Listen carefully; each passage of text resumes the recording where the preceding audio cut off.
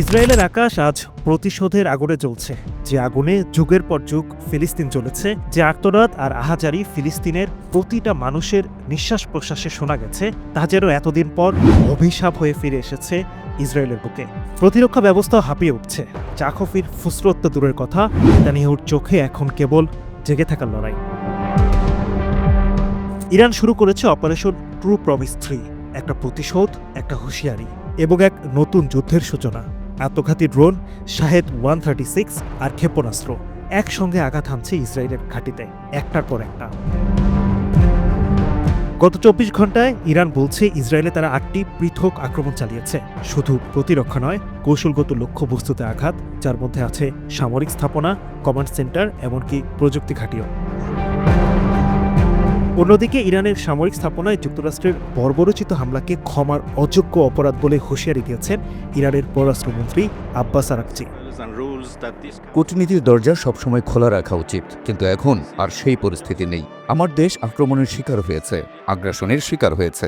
আমাদের এখন আত্মরক্ষার জন্য যা করার সব করব। আইআরজিসির মুখপাত্র ব্রিগেডিয়ার জেনারেল রামজান শরীফ জানান, আমরা দেখিয়ে দিয়েছি জবাব কিভাবে দিতে হয়। শাহেদ ড্রোন নিক্ষেপ কেবল শুরু মাত্র। খামেনির কণ্ঠেও এসেছে এবার ইসরায়েলকে ছেড়ে না দেবার হুঁশিয়ারি। সে চিকিৎসক, সাংবাদিক, ক্রীড়াবিদ সবাইকে হত্যা করেছে। এটা যুদ্ধ না, এটা বর্বরতা।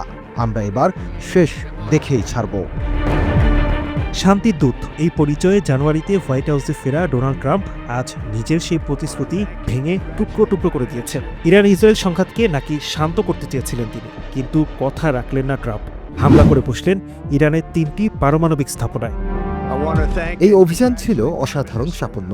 এই হামলা দীর্ঘস্থায়ী শান্তির পথ তৈরি করবে। কিন্তু সত্যিই কি শান্তির পথে হাঁটছেন ট্রাম্প, নাকি এই হামলার আড়ালে লুকিয়ে আছে আগ্রাসী আধিপত্যের নীলনকশা? ইরান বলছে এটি শুধু আমাদের সার্বভৌমত্বে হামলা নয়, এটি সমগ্র মধ্যপ্রাচ্যের নিরাপত্তার বিরুদ্ধে যুদ্ধ ঘোষণার সামিল। তবে এবার সার্বভৌমত্বের প্রসঙ্গে প্রথম থেকেই এক চুলো ছাড় দিতে নারাজ খামেনি। আমরা কোনো যুদ্ধ চাই না, কিন্তু আমাদের ধ্বংস করার চেষ্টা যারা করবে তাদের জন্য আমাদের প্রতিক্রিয়া হবে ইতিহাসে লেখা এক অধ্যায়। এই যুদ্ধ এখন কেবল দুই রাষ্ট্রের নয়, এটা হয়ে উঠেছে এক নৈতিক যুদ্ধ।